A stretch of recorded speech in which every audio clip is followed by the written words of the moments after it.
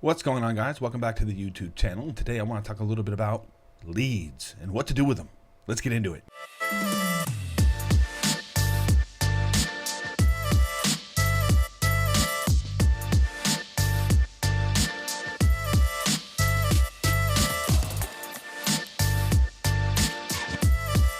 What's going on, guys? Once again, welcome back to the YouTube channel. My name is Scott King. I run a DJ company over here in Orlando, Florida, www.djsorlando.com. And I also have a coaching business. For anybody out there that is looking to build their service-based business and kind of don't know where to get going, I teach what I learned from NLP, hypnosis, and internet marketers, and I've had pretty good growth throughout the years. And I like to have the YouTube channel because spreading knowledge is the way to go. And here's something I see a lot of chit chat about, a lot of chatter. You know, sometimes when you post into these social media groups, you want to just put something in and then have everybody react to it, because if nobody's reacting to your material, then you're not going to get seen. So here's something that's pretty touchy for a lot of people. So let's get into that. Don't talk about the value question, or should you put your price sheets on your website? And you know, if you're pretty busy and you're trying to keep people away that may not have the money for your services, you might want to put your prices on your website. And at the same time, if somebody goes to your website and they just see your prices, they have no obligation to come back to you. So what I recommend is that you have a little pop-up window and you can collect their email address and phone number, and then they can get to your price sheets if that's something that you know you operate with or are afraid to take your prices off your website. And so with that in mind, let's get into a few things that I learned from people that are hypnotherapists, right? So let's imagine this for a second. Somebody who doesn't know who you are, they go to your website and they're like, oh, I'm depressed, or I have things I want to work on. And yet they don't know who this person is on the website, and yet this person's going to solve their problems, right? So if you had your prices on your website and you didn't do a consultation call, you wouldn't know if that was somebody who could work with what you have going on. So again, I learned from hypnotherapists, and I was like, well, how can we translate this to what I do with the DJ company? Like, how does that work, right? And as I started to think about it, I ended up purchasing a program from one of my coaches, and he called it the Velvet Rope Strategy. And I took the class and downloaded the program, and I didn't understand how I'd be able to create that within my world, because there was certain steps that he wanted his leads to do. So once that was implemented into my system, I couldn't do everything he was doing. I just took whatever worked for my world and applied it, and it's worked out pretty good. So let's just get into some of the main points here. When somebody comes to you, and let's say you're a DJ, they have a limited understanding of what a DJ is, especially with all this hoopla that's online these days, right? It's like, they see these certain things. I could get questions from people, and I'm like, where did you even get this? And I guess they picked it up from some sort of TikTok video or something, and I was just kind of thrown off guard. I couldn't remember what the questions were, but they were just kind of outrageous. And then when they're in that world thinking that way, it's like up to you to kind of guide them down a better path. So again, they have a limited understanding, right? They don't know the right question to ask. And a metaphor to think about, right, is the value question. So let's just say I came up to you and I was like, would you like to buy a car for $500? And then they were like, oh, that sounds like a good deal. Well, what if it was a junker? Right? You didn't ask any details. You didn't get any information. You didn't understand the value of it. Or what if it was a BMW and someone just wanted to get rid of it? You want to get down to the details and see if it works out, or if it's the value versus the price, right?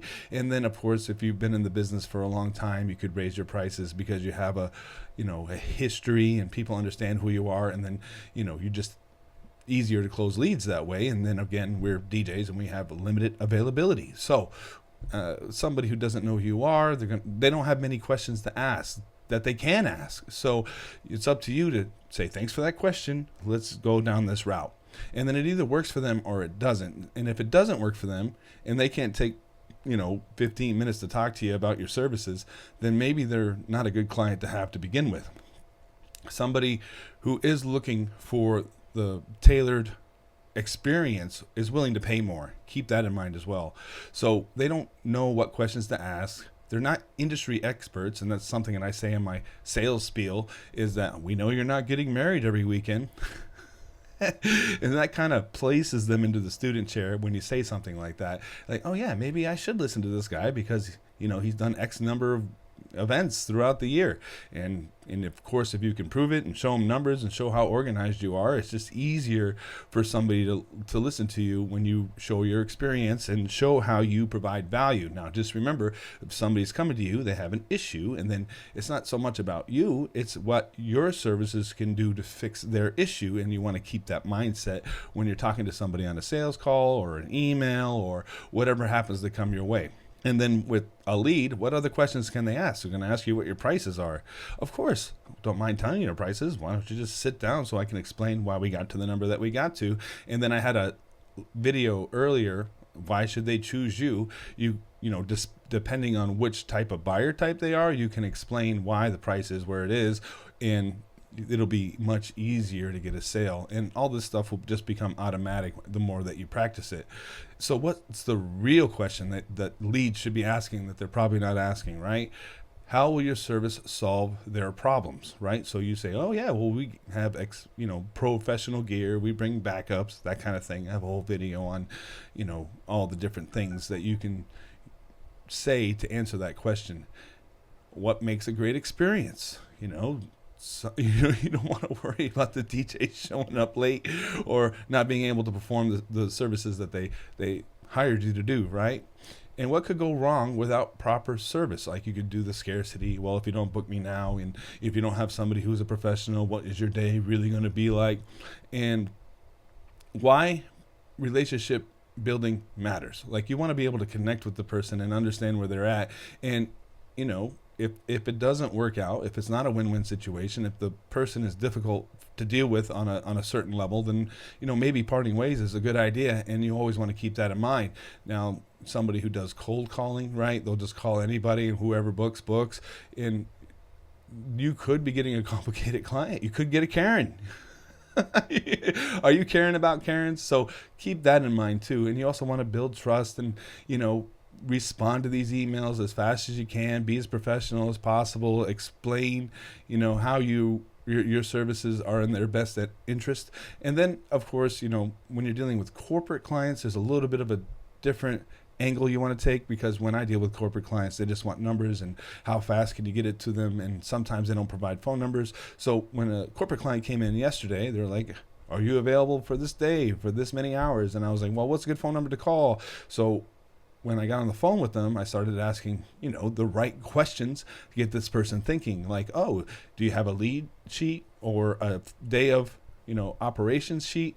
And they're like, oh, no. Oh, maybe I should get one of those. All right. Is there any type of rehearsals? Because we just did this huge corporate event. And then they start to understand that you do this regularly. And then, whatever price you give them will make sense because you're asking the right questions. I actually booked a very large corporate event for Arsenal, and Arsenal had a handler, right? There were somebody who does their events for them, and then I ended up booking the Arsenal event, which is a professional soccer team, pro league, I think, and I ended up booking that because of the right questions, and I was able to showcase that I knew how to handle whatever this person needed to have done. They wanted to do some streaming, and it was fresh off the 2020, and I'd done a ton of streaming, and I asked how's this audio and this camera? Are these people going to react? And are you going to have X, Y, and Z? Just by asking the right questions, it put them into the mindset of, oh yeah, I should probably go with this guy because he knows what he's talking about. And we didn't even talk about price till the end. And again,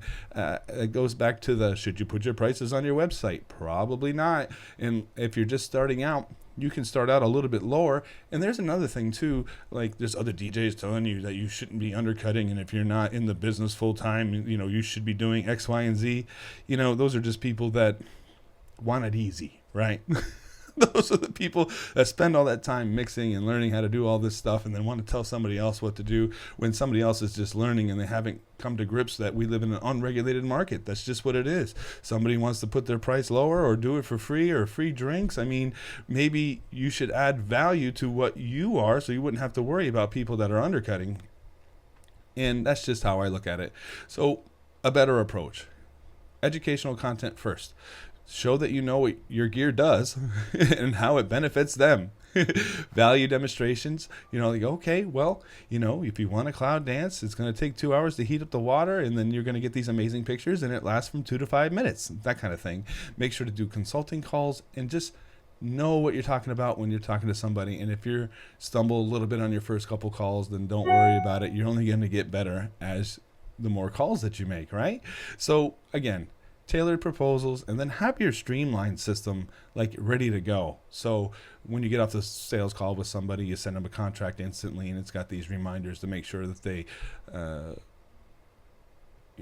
reminded about their offer. So keep that in mind as well. So again, yes, you could give someone your price sheets. Some people will be really picky about it, like, oh, I'm not going to talk to you until I get the price sheets first. Well, if you're not following my lead, then you're not going to follow my lead later on down the sales call. Who knows if you'll even pay me? I actually had somebody hit me up, and they wanted somebody for like a Sweet 16 or like a kid pool party or something like that, and they said they were going to pay me till after the event to see if the DJ did a good job or not. And I was like, well, he's still going to go there, he's still going to spend his time, and then I'm up in the air if you're going to pay me whether or not you liked him. And that just didn't work for me. So I ended up just telling this person to call another company, and maybe that worked out best for them. And well, let's just say she didn't like that too well. Anyway, you live and learn. And that's just kind of how I look at it, and it's worked out pretty good for me. And who knows, maybe I've weeded out a bunch of Karens and haven't had to deal with that much of an issue. Because let's just face it, running a DJ business there's a lot of different moving parts, and what you can do to protect yourself is by putting up little roadblocks for people. And you also have to create intrigue, right? If you constantly following up with somebody, I'm not sure if every DJ company on the planet is sending automated emails or not, or creating that intrigue that would make somebody want to schedule a Zoom call with me. So there is that too. And maybe somebody else's personality just works out better for somebody else than it would with me. So take all these things in stride. And as long as you're looking for more leads, then you'll have more opportunities as well. So just keep that in mind. And that's pretty much all I got for right now. So if you guys found that information useful, make sure to give it a thumbs up, like, follow, subscribe, join the Facebook group. I do have some paid programs. And if you want to learn more, I'll see you soon. Alrighty.